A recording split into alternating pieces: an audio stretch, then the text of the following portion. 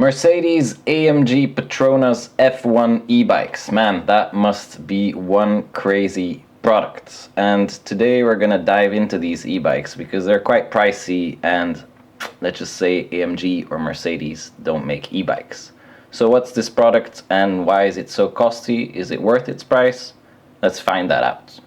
Let's jump into the Mercedes e-bikes, or actually we have to say Mercedes-AMG Petronas e-bikes because Mercedes had e-bikes 2 years ago, even 3 years ago, and now there's an edition of AMG Petronas and it's really oriented towards the Formula 1 team.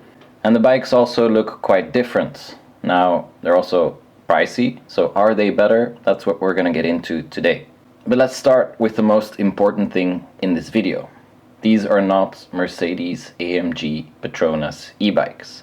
They're licensed, officially licensed products, which means that somebody makes these bikes, and AMG or Mercedes, Petronas, whatever, allows them to put their brand on the bike. This means that in general, you're not really buying from a bike manufacturer that wants to put his own brand on the bike, and you're not buying from a car brand that's making e-bikes. It's really comparable to when my kid thought that this bike was made by Spider-Man. And even though Spider-Man doesn't make it and Marvel has nothing to do with this e-bike, it still looks like an official Marvel bicycle. And that's not the case. You're just paying a lot of money for that name.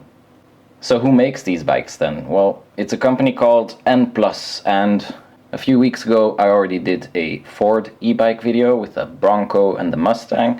It's the same company. It's quite simple. N+ is just a company that sources these e-bikes and then looks for a client to put their brand on the e-bikes, overprice them a bit based on the name, and then sell them to consumers and fans who want an e-bike from their favorite brand. But let's dive into N+, because they've been at it for quite a while. And if we go back, we see 4 years ago, there's Bottas on their YouTube channel. We see Hamilton and we see the Mercedes e-bike. Asked me to make this video 3 years ago, and I would actually say, you know, they're doing a good job, it's good branding, it looks like a good product, and the bikes actually look somewhat legit. Now, it's also important to know that there's road bikes and e-bikes, and there's a big difference in the two. In this video, I'm only going to cover the e-bikes. Moving up on the timeline, we see that 2 years ago, they still had very good looking videos with, you know, NVIOLO, it says here, high quality pieces. So it looked like the company was doing a really good job. I mean, if you look at their marketing footage, it's really nice, it's well done. It's clear that there was a goal and there was a budget for it. Now we move up and we notice that, well, maybe that budget was slimmed down and the goal is definitely not the same anymore. You could argue that Mercedes-AMG Petronas would be a higher level, more qualitative e-bike than just a normal Mercedes one. You know, it's F1, it's really a strong brand. What's also obvious here is that we see no sign of the Ford e-bike, so it's really a Mercedes page. N+ Bikes focuses on Mercedes here, and they try to hide the whole Ford story. If we quickly visit the Ford website, which also doesn't look super good, we see that here it says manufactured and distributed, so it does say manufactured, by N+ North America, under license from Ford. This would imply that there is multiple N+ corporations, one for North America, but if we look at Trustpilot, for example, we also notice there's 3 pages of N+ bikes. Needless to say, you'll see it instantly, none of them really have good reviews. If we look at this one, it says here the contact page for the United States, here also United States, and on the third you would assume Germany, but it says Australia. This is also the only page with more than, 16 or 9 reviews, 135, and we see that 51% of them have 1 star. That's really not that good, and most are related to customer service, after sales being not that great. But let's get into the e-bikes, because at the end of the day, that's what you're looking for. So, on the N+ website, they're very proud of their Mercedes-AMG collaboration. They state here that F1 has driven vehicle innovation, and today is the dawn of a new era. And that's not really true. They're not bringing any F1 innovation into e-bikes. If anything, their e-bike is already a little bit outdated, or at least not top of the line. But we'll get into those details later. We see here 250 watts, which means that it's a e-bike for the European market. Also important is two versions, a RallyE Edition and a Track Edition. The biggest difference being this carbon chain on the RallyE Edition and the automatic gearing probably, and here we have a derailleur system with the metal chain. They also have these road bikes, but again, I'm not covering these. We'll quickly check the road bikes. So here we have the Urban Edition and the Road Edition. Needless to say, there's not that much difference. It's in the details, and on normal bikes those details could be quite costly, and so here we have a price of 6,000, while the road version is 13k. I'm really curious to see what's on there, but I'm gonna focus on the e-bikes. Maybe this is for another video if you guys want that. But let's go to the e-bikes. So they have the Track Edition and the RallyE Edition. Track Edition 6k, Rally 8k. It's a big difference for an e-bike that looks identical. Again, the only difference I see here is the chain and the derailleur system that's being replaced by a carbon one, and thus maybe internal gears. But that price difference really shouldn't be 2k, so maybe it's in the details. Let's check out the Track Edition. So the Track Edition 250. Let's go straight to some of the details. Pure performance, they'll have 3 race modes. They have Ultimate Performance and Ultimate Power, but that's not really true. 250 watts. That's something limited by EU law. They won't go over that, otherwise it's not road legal. Or it needs to be a speed pedelec with a license plate. So let's not blame N Plus bikes for this wattage. That's normal. 25 kilometers an hour as well. That's legally limited. And then they have a max autonomy of 100 kilometers with the optional dual battery. Not sure how many watt hours each is, but yeah. So what else can I say about the engine? Well, if it's the same one that's used on the Ford motors, then it's also one that's allowed for the US market. And so the actual power is 750 watts, but here it's legally limited to 250. Keep in mind that it's possible that they just use a different engine that has that 250 watt limitation. Placing the engine in the rear wheel also means that you have a good acceleration, but also gives less of a cycling feeling. The newer and better models of engines are known brands like Bosch, Shimano, and you have a few others, and they use their engine in the middle. It's a mid-hub engine, and it has a lot of pros over rear-wheel engines. Engines in the wheel have less sensors and are also cheaper. So it was actually quite a surprise to see that they're choosing this one for such a steep priced bike, because to me it would be logical to use a known engine from known brands, especially if you're representing Mercedes-AMG Petronas. So here it's a brandless engine, we don't really know much about it. Going over to the design, we see that, you know, this space where usually they integrate the battery, they've shaped it to be aerodynamic, you know, to break the wind, to go faster. It also shows how big this battery is that's integrated into the frame. Now that's not necessarily a con, because the battery is a big weight, and having it centrally underneath you, the driver, could be a benefit in riding conditions. To know that, obviously, I need to test the bike, which I haven't. A bit lower, we see that they talk about the engine again, so sports car, normal, sport, sport plus, and race mode. So I guess there's 4 modes and not 3, like they stated at the top. And for gears, they are using this Shimano 9-speed derailleur system. Now, on a really high quality e-bike, I would expect a 10, 11 or 12 speed, but as I don't know which Shimano this is, it's difficult to tell. Also interesting is their 5.5 inch display, which sadly on this picture, is that me or is that them? Oh, well, this website isn't really designed in a good way. This display, I'm not sure if it adds anything, because here we can just see the wattage and here we can just see how fast you go, and if you look closely we see 750 watts here, while up there they said it was 250, and here we see 20 miles an hour, which is already legal in Europe, so it's really not that great of a sign. Something else that I noticed here is that this is a throttle, which is also not legal, but is legal in the United States if it's a class 2. So yeah, to me this lowers the confidence I have in the bike, and I would even say bikes, because we've also noticed this on the Ford websites, inconsistencies, things not leading up to the brand's reputation. You know, you're representing Ford or you're representing Mercedes-AMG, you need to finish this.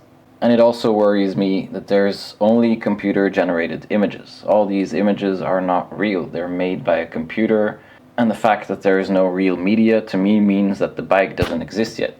If you didn't have a photographer photograph the bike that you're showing us, to me the bike doesn't exist. It exists in computers, it might exist in 3D models and whatnot, but I need to see the real bike. Scrolling down, very weird picture. I'm really sorry I have to say it. Enlightened technology, but what the hell is this? Why is a robot riding this bike?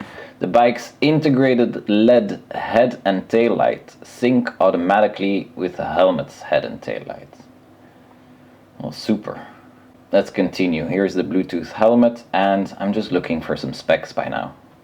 Oh, this is actually quite good. So they have 4 piston calipers, the brakes, which is good, and I wouldn't necessarily call it oversized, but large 203mm slotted disc rotors. So these hydraulic discs, they're not mechanical, they're hydraulic. And if I'm not mistaken, we'll find the brand in the specs. Here they are. Tektro. Tektro is a strong, reputable brand.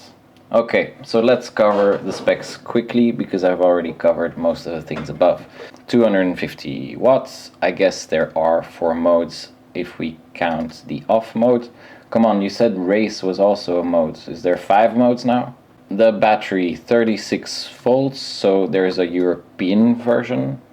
I'm guessing that there's a US version as well. So what I did notice was, if I look for N Plus bikes from the EU, I'm redirected to eu.nplusbikes.com. We'll turn on a VPN later and see if we can move to the other side of the world. But so there's this battery, and then there's an optional seat tube battery. And I thought the battery was in the seat tube already, so where's this battery at then? I'm not gonna get into it. The frame is aluminum, which is good. The 9 speeds, it still doesn't say which one it is, but so there is definitely better quality out there than a 9-speed, or not necessarily better quality, but more gearing options. And then we have Pirelli tires, so of course that's quite good. And sadly, that's where the specs stop, so there's no dimensions, there's nothing on the weight. It's quite disappointing. Easy to assemble, easy returns, 2 years warranty, which is obligatory in Europe, and pay monthly. So yeah, simple added things. And here we clearly see official licensed products. Now, let's go to the RallyE Edition, because this is quite a hefty price increase, and see if it's worth it. So if we just look at the bike, we can instantly see that there are some differences. We have this drivetrain, which means there's a difference in the gearing system, and they also have this suspension, which to me, obviously, RallyE, something that needs to be there. I also noticed that the tires are different, which normal if you're going off-road, and it says here clearly German-built Pinion C1.9 gearbox with electric smart shift. And that is quite good, to be honest. Pinion, you know, it's not their newest technology. There, with the MGU, they have a motor with integrated gears. That's the newest. Then they also have the C1.12, which aims at 12 gears. The C1.9 has 9 gears. So it's definitely something good, but not the best in the market. Needless to say, that's where this price increase comes from. This is a very expensive, but also very qualitative piece, and does improve the overall, you know, performance and rideability of this e-bike. I'm not saying the 9-speed is crap, but this one is definitely better, albeit a different system. With this carbon belt you also have less maintenance, and so again, might be pros for someone looking to buy the RallyE Edition over the road version. But still, with all of that in mind, I'm going to go ahead and say it's still overpriced in my opinion then, because I know other bikes for the same price that have a really good and qualitative engine on top of this. So let's check some details. Here, same mistakes, 3 race modes. We see here they focus on that gearing system, shaped to perform, high performance powerhouse. So here they have 1, 2, 3, 4 modes. Off is not there, so that should be a 5th mode if they want to have it corrected. You're welcome. And here they boost that shifting again, but it's really worth it. The Pinion gearbox, electronic shifting in 0.2 seconds, even if they're under a lot of pressure. That's really nice. Again, here throttle should be taken away, and here we see a clear difference in shifters from the 9-speed to the pinion system. Anyway, continuing to the specs, here we see some footage of how this helmet works. Again, this guy is not driving one of these bikes. It looks like he's driving an Ampler or a Designio. So this is not the bike, this is the helmet. Moving on to the specs, because that's all I wanted to see. Okay, we notice here actually there's a difference for North America and Europe in battery. They made the same error on the race modes. All of that seems the same with the exception of these two. So the front fork, 80 millimeters, that's really not that much for off-roading, but I guess it will provide some comfort. And then that Pinion C1.9 gearbox, that's really where that extra money comes from. Also here we notice paint, custom Mercedes design. I didn't notice that on the other one. And that's about it. Tires are updated to electric mountain biking tires. And so that brings me to basically my conclusion, right? You were wondering, is this worth it? Is this a Mercedes-AMG Petronas e-bike? Well, no, it's not. Is it worth it? In my opinion, no. There's other bikes that are better, but if you're a fanboy or you want to buy this for a fanboy who absolutely wants an AMG Mercedes Petronas e-bike, still not worth it. If I were to give my own price to this bike, I would say I would pay maybe 2K, 2.5 for the RallyE Edition and 1.9 or 2K for the Track Edition, even less maybe. And that's it. I really hope I helped some of you with questions you might have had about these bikes. And with that, I leave you. If you have any questions, put them in the comments below. I'll answer them as fast as possible. If you like this, obviously like and subscribe. And keep in mind that at the end of the day, I didn't ride this bike. I'm purely giving my opinion based on all the bike parts that I know. So it's really a general idea. What I can say for certain is that they are overpriced due to the name that's on these bikes. And with that, I leave you. See you next time. Or you'll see me next time.